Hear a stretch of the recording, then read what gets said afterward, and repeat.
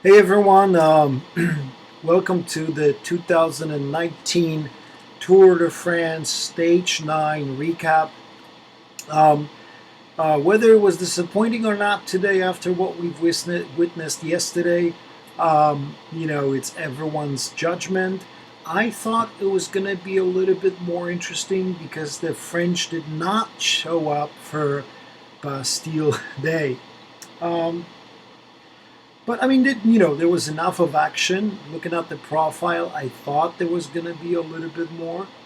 Um, you know, the it was a long stage. It had category two, category threes all over the place. The first thing that really kind of was kind of horror almost when the break was forming. Right, initial kilometers they were going down. Uh, Alejandro De Marchi, the hero from yesterday, I don't know if he hit the wall or hit the spectator or what happened because he was laid out on the road and his bicycle was over by the wall of the house. But NBC coverage did not show the impact um, of the rider, impact of the crash. But he's laid out on the road, almost unconscious, laying down there. He's got a big laceration on his above his eye, and this is like CCC's second best chance to get a stage win. So that was really crazy to see it. Like it just goes to show you how the tour goes, right? Yesterday he's one of the heroes. Today he's laid out on the pavement. They eventually took him on a stretcher to the hospital, and at the end of the stage, it was revealed that he had something with like a punctured lung, broken rib, broken pelvis, something with his collarbone. So hopefully, Alessandro De Marchi's fine. Best of luck, and the best that I can say is I'll see you in September, and hopefully you can race the Vuelta. Okay, but yeah, that was a big loss for CCC, and I think CCC could be the biggest loser of the entire day because not only they lost the marquee in some kind of a freak accident, right? But they also did not get Greg Van Avermaet in that break of 15 that formed. I don't know if Vahovic was busy with the director sportif for CCC, if he was busy with the marquee or what was going on. But clearly there was a huge opportunity for Greg Van Avermaet, right, for his abilities. Just look at the winner today. So I just, for whatever reason, he doesn't get into a break, and there's not really many chances left for him, right? Tomorrow is different. I don't think he's going to be, in top three tomorrow. The only other stage that he really has a chance is stage 17 to gap, right? So we'll see. But there was a huge opportunity I thought missed for Greg Van Avermaet. The break of 15 goes. I kind of look at the composition of the break, and I see Herada, right? So I'm thinking already, okay, Herada, very strong climber. I kind of predicted him to attack. I kind of always say when Olympus stages that Herada is going to be there. Um, Roach was there. Simon Clark was there. So I'm already like, you know, they're going to break this breakaway to pieces on that last climb, and it's going to be the climber that's going to win. I saw Daryl Impey, right? Daryl Impey is, of course, we know him from Tour de Down Under, right? He won it, I think, already twice. He won it this year. Super, super fast finisher that can get over the climbs. So he's always a danger. So with the composition of the break being with the strong climbers, as well as a couple of strong finishers, fast finishers, Daryl Impey and Stuyven from Lotto, I thought I thought that pretty much everybody in the break knew that we can't really take Daryl Impey to the finish because he's just going to kill everyone. By far the fastest guy. He's already got top 10 in this tour. So, I thought that a tactic for the break is whatever you do, you have to drop Daryl Impey. You can't have, you can't finish with a guy. Out of 15, he's clearly the best. So then there was a couple of guys trying to, make that break, right? Kind of like trying to create their own gap and bridge to the front break. Soler from Movistar, and then right behind him was Rui Costa. Soler made the gap alone, right? He bridged the gap. When Soler made it, I thought it was going to be game over for Daryl Impey and Simon, right? Soler is another fantastic climber. I thought that was it. Then Rui Costa got about 25 seconds away from the break, so I thought, yeah, he's going to make it. But somehow, I don't know if he didn't have a chance. The gap jumped back out to 35 and then 40 seconds. And then Rui Costa just set up. Or maybe he was ordered to set up. Who knows? But that was really surprising to me because I know Rui Costa from, all of the years in riding, and he's one of the strongest climbers out there. And he's a former world champion, won the stages in Tour de France. So I thought for sure that he was going to make that gap, and he definitely had a chance to win the stage. The peloton, right, decided to let the gap go, and decided to let the gap go. I mean, it went up to 10 minutes at first, and then I think by the last climb it was something like 60 minutes. It was crazy. But it was all calculated because it was not like the old days where they would let the wrong guys go for 10, 16 minutes, right?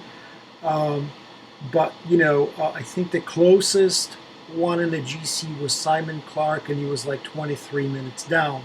So I'm sure everybody checked the who was who and how far they were behind. So this is why the peloton set up. Is it surprising if they did or not? Because Michael Matthews had a chance. Peter Sagan had a chance, but I just thought that their teams were destroyed after yesterday. And of course, after the days before where, Sunweb was working, for Michael Matthews, so they deserved the day off. And, De Koenig, they just kind of controlled the pace for a bit, but they didn't chase.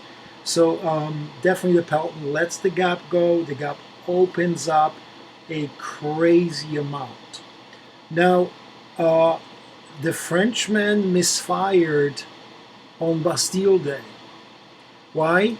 I thought the entire France was going to attack today. I thought basically more than half of a break, if there was going to be a break, was going to be French. But only 2 out of 15 guys that attacked today were French. So Sincar and De La Place, right? So, kind of surprising. I don't know, I don't know if they were too tired or, what was going on. But yes, the French definitely misfired on Bastille Day. The profile was pretty lumpy with about 40 kilometers to go. There was this third category climb, and one of the guys who I didn't know previously, who was in the breakaway, was this Austrian rider, Lucas Postelberger. Lucas Postelberger, right? I did not know his name before. I had to look him up. And he attacked, and, he got a gap, right? He went over the climb. He steadily built his gap. It was up to almost a minute at some point. The guys behind kind of looked at each other, right? Did not really chase, so he got 50 seconds, and it started to look good. I didn't know if the guy was a climber, was a, GC guy. So, he gets to the last climb. The San Juice climb, right? And finally, kind of the break split in the back. And to my surprise, Herrada, right, and Clark were left behind. So I don't know if they're clearly not on form, but that was pretty interesting that Impey made a split and Herrada and Simon Clark did not. Interesting. Um, but anyway, so split in half. So about like 6, 7 guys were chasing Lucas. They got him before the end of the climb, unfortunately, right? And then immediately Roach attacks, right? Nicholas Roach attacks, and he was kind of one of my picks that he was going to try something, right? He's one of the climbers. Not that I picked him like uh, in my preview, but once he was in the break, he definitely has the name to be one of the strongest guys. So he goes, right, and then Benoit goes with him too, right? And then the other two guys that were uh, pretty close were Tratnik and who? Daryl Impey, right? Pretty amazing. And it was just really shocking to me that Soler from the movie star was dropped. He's really a good, he's a really good climber. So, the breakaway or the breakaway that's all broken up to pieces kind of gets towards the end of the climb, um, and Daryl Impey kind of bridges up. Right, first Trotnik tries to bridge up. He gets close, and but doesn't quite make it. That doesn't quite get the wheel, and then Daryl Impey goes in and gets him right before the top, and the three go together over the top. Meanwhile, back in the peloton, right, vacation is going out. Everybody's talking, and then all of a sudden, the homeboy, right, the homeboy attacks. So Badred, right, the homeboy, they were finishing in his city in San Etienne, right? So he attacks. He goes on an attack, kind of testing his legs. And the peloton just after his attack, the peloton just splits to pieces, and there's only like 40 guys left in the peloton. Initially, it was pretty crazy, right? And then he gets a little advantage, like 100 yards, and then who goes with him? Richie Port, right? Goes after him, bridges the gap. So it's starting to look pretty interesting. The problem was that I think Badred did not really make a serious attack. I think he only went about 80%, because it just didn't seem like he was really suffering. So I think maybe he just made it for spectators or just fans, right? Ineos goes to the front. Michael Kwiatkowski hits the front, hits the pace, and within maybe like a minute, they're back and everything just gets quiet in the back, right? Back to vacation. Meanwhile, up front, right, the three is left. Benoit makes an attack, right? There's like a small rise left, similarly to yesterday, with about like 9K to go. And this is where Benoit attacks, and I'm really surprised that Roach did not make it. And again, this is really surprising to me because a lot of riders did not play this stage right today, right? Soler undoubtedly paid for his efforts, right? On any day, he's a better climber than Impey, but he probably paid for his efforts of trying to bridge along to the breakaway, right? It took him a while, took a lot of strength out of him. And then Roach, right? Initially, when the attack went on Col de Juice, when they were trying to catch Lucas, the Austrian guy who attacked earlier, he was basically leading that chase. So, number one, he was exposed to the wind, right? He did not get any turns, but I thought he was also slightly overconfident in his abilities. right? Because he just really did not want to get any help. Really thought that he was gonna, go alone and pass the Austrian rider and hit the, go over the hill and win on a downhill. But clearly that was not the case, right?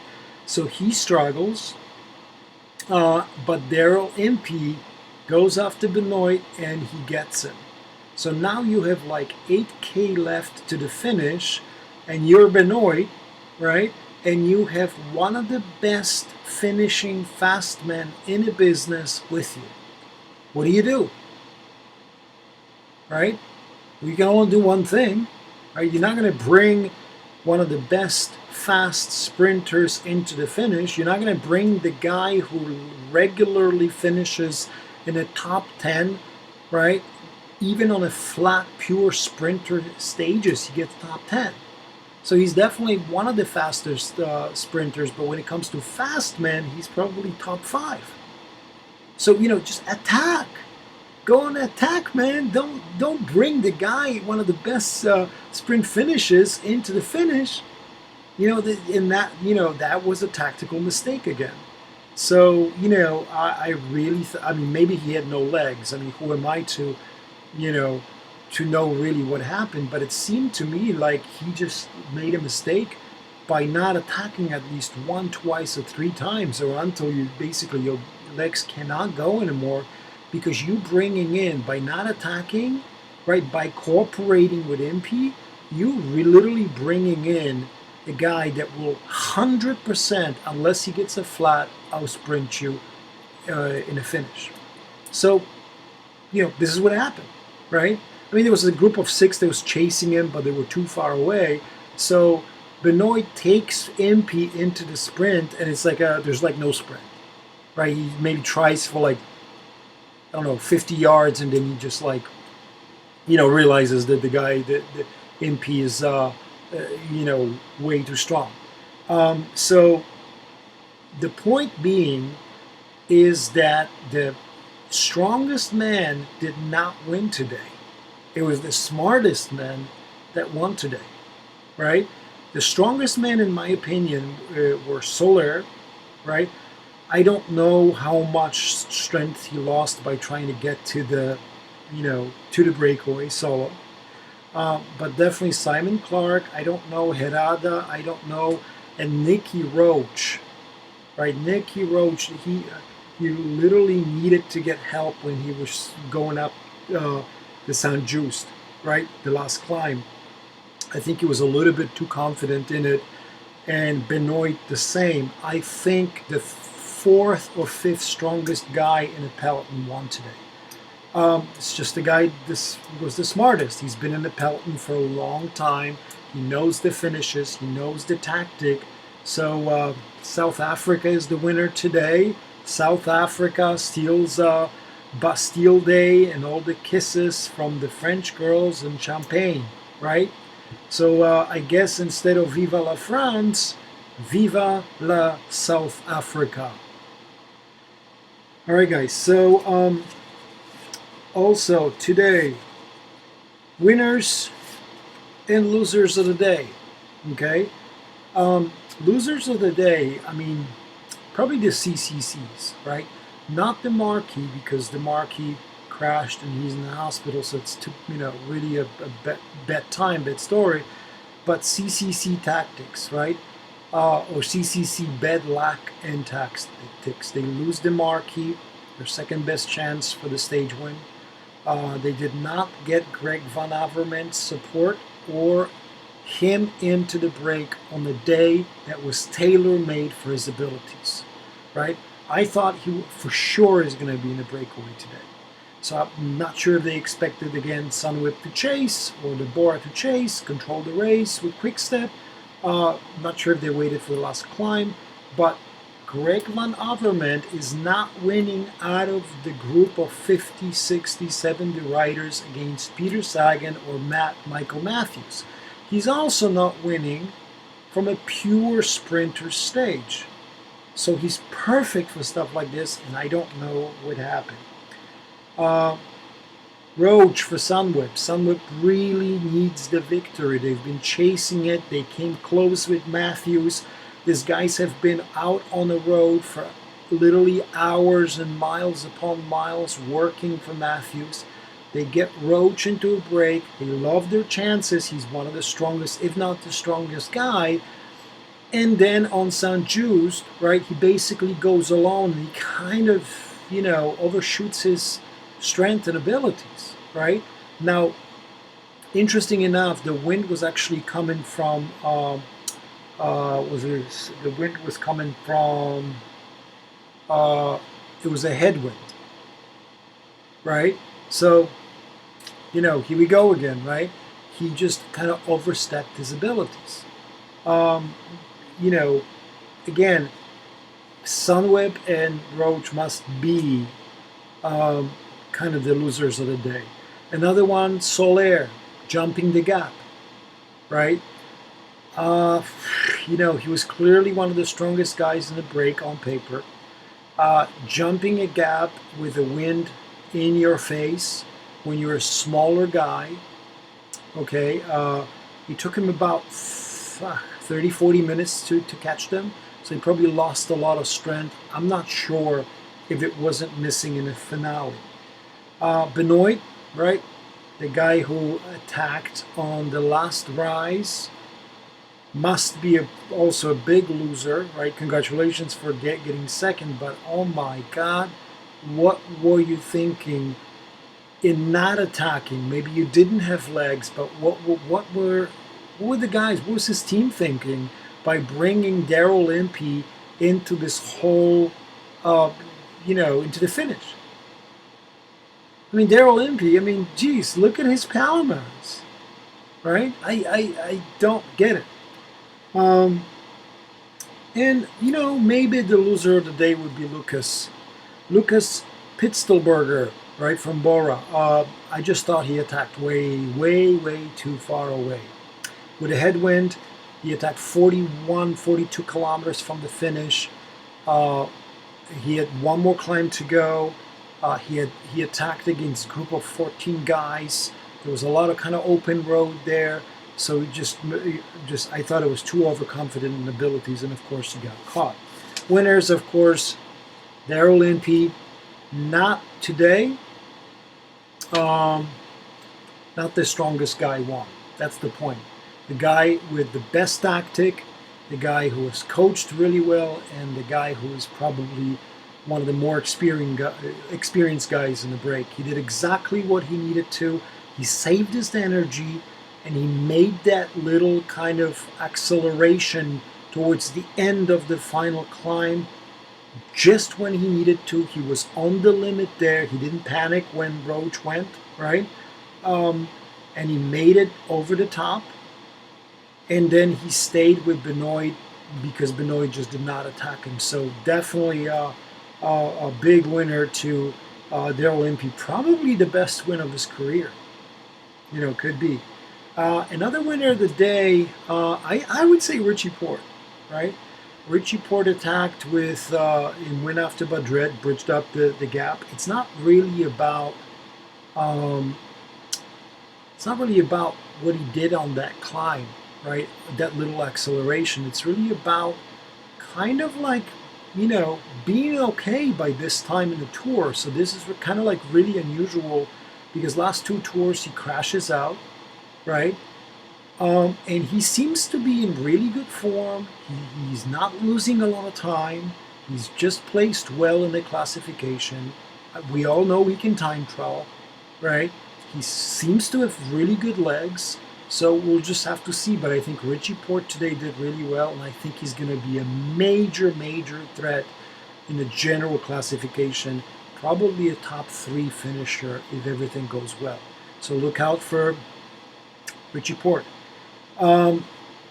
Kwiato, right? Kwiato gets winner of the day just for being a teammate. Okay, he was right where he needed to be, team captain. Once Badret went, once we saw Richie Porte go up the road, whether it was a serious attack or not, Kwiato was right there, bridged the gap. pure professional, right? Pure commitment for the team, and he was just right where he needed to, and he did it efficiently. And final winner of the day, definitely Peter Sagan, right? For what? Peter Sagan today was the Latre right? Rouge, the last man in the race. I'm going to give it to Peter Sagan for his audacity, right? For his audacity. Only a guy with a great character, right? Only a great champion can come last in the race, right?